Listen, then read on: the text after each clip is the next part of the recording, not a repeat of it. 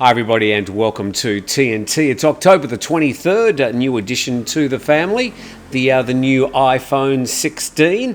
This is just a plain old iPhone. I didn't go for the Pro this time. I update every 2 years, so I got the 10, then the 12, the 14. Time for the 16, but this one, the camera is pretty much the same as the one on the Pro. Much improved, I have to say, from my iPhone 14 Pro.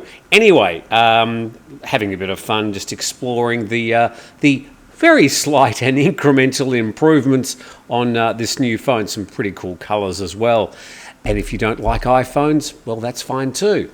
Also, just wanted to do a quick update on a story from yesterday.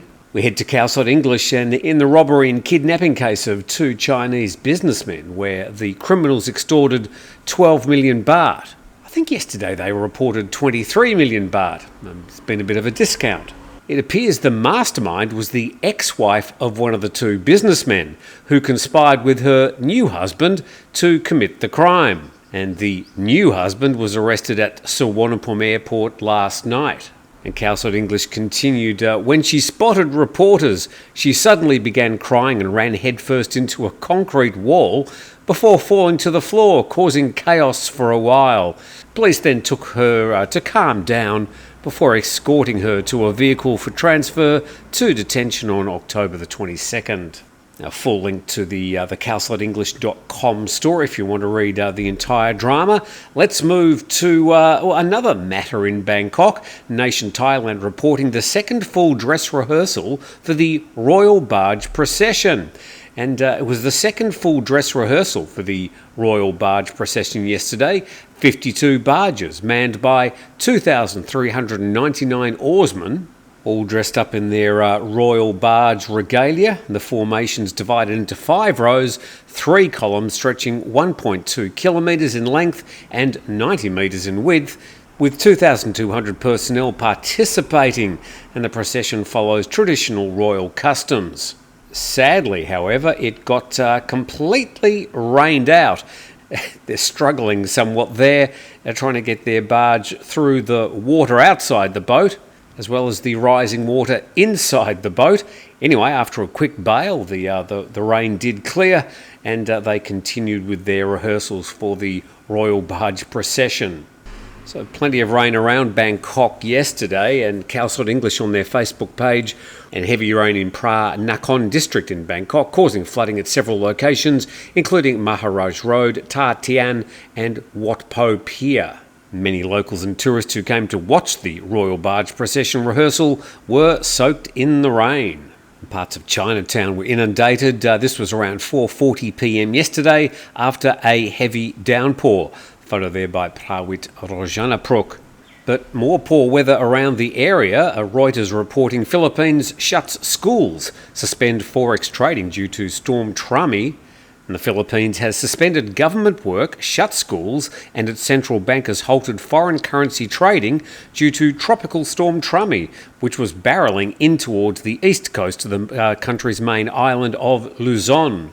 Let's go to Venture Sky. We can see Trami barrelling in towards Luzon, and its track looks like it's going to take it obviously across the South China Sea towards Vietnam. According to Venture Sky, it's going to take a bit of a right-hand turn and head up the Chinese coast. But as we can see, there's also another tropical storm right in the Bay of Bengal, and that's causing a lot of problems there for the Burmese and the Indian coast. That particular tropical storm heading towards the Indian coast. Right in the middle, Thailand, and it will certainly get a bit of increased rainfall and perhaps some extra winds as a result. So we will keep our eye on Trami, see if it does head towards Vietnam. If it makes landfall, it will probably cause some additional rain in the northeast and the north of Thailand. It's either feast or famine, isn't it? This story, as Bangkok dries out after yesterday's wetting, a Thai PBS World reporting PM 2.5 pollution expected to rise in and around Bangkok this week. And people living in Bangkok and its surrounding areas are being advised by the PCD to get ready for the first wave of PM 2.5 in the air from Thursday until Sunday, due to the arrival of a moderately cold front from China. Not sure if that's a problem, but poor air circulation certainly is. So the Chief of Air Quality and Noise Management Division says that the La Niña weather phenomenon, which is expected to last until next March and bring more rain to the Western Pacific, including Thailand, will prevent the PM 2.5 problem this year from being any worse than last year. Well, that's good to note. And it finishes by saying the department said Trami will be approaching Vietnam this weekend, and this may result in strong winds in Thailand's northeast. As you saw earlier, the VentureSky.com website predicting that Trami is going to be making a bit of a right-hand turn in the South China Sea and head away from the Vietnamese coast. We'll just have to wait and see.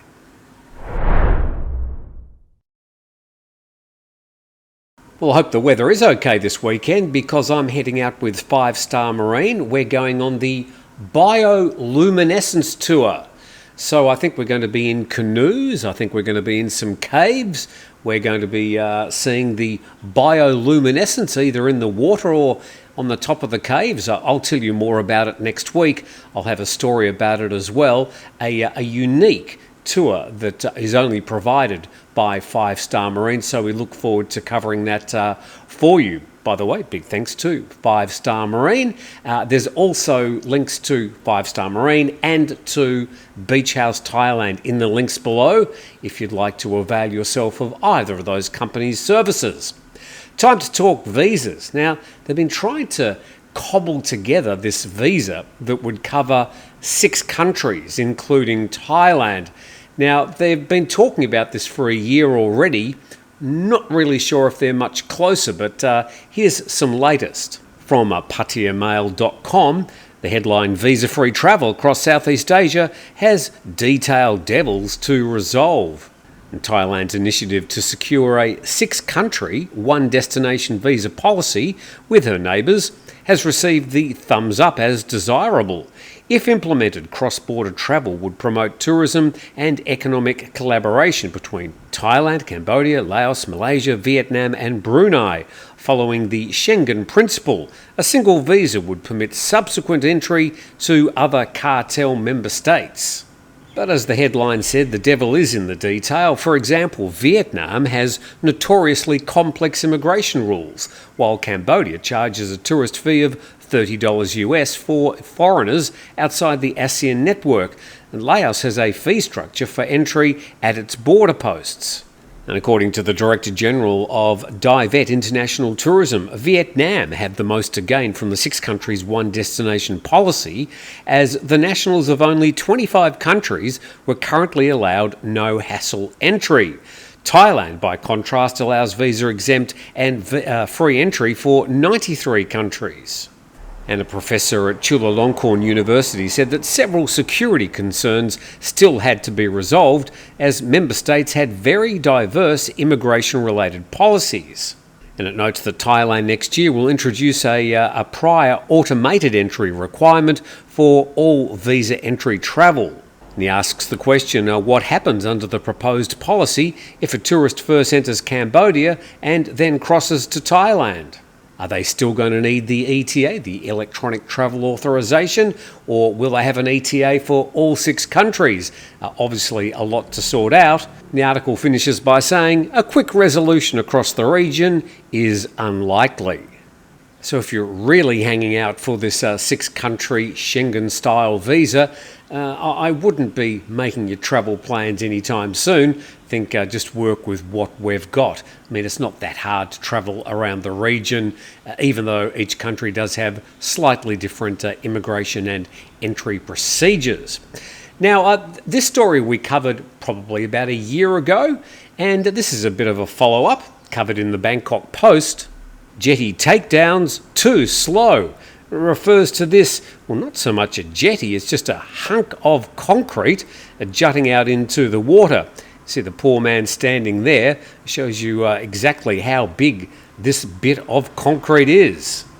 And a business operator on Koh Chang has petitioned the Interior Ministry's, basically a consumer protection centre, to help him in his fight to have two sizable but unlawfully built concrete jetties demolished.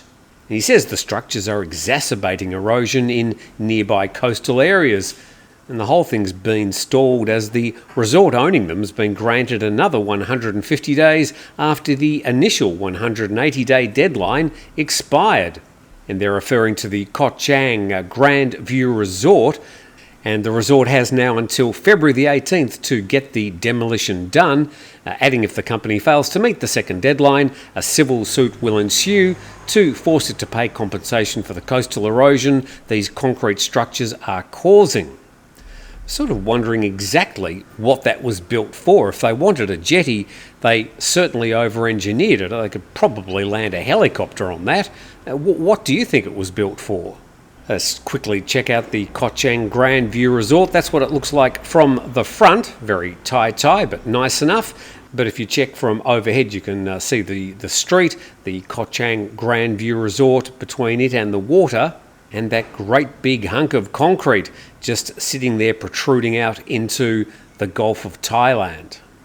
So what exactly is it for? And do you get the sense, like I do, that we're probably going to be reporting the same story about this time next year, despite a whole lot of deadlines passing? Anyway, hopefully you're up to date with some of the main news around Thailand. Thank you for watching. It'd be great if you would subscribe to the channel if you haven't already done so, and we'll see you tomorrow.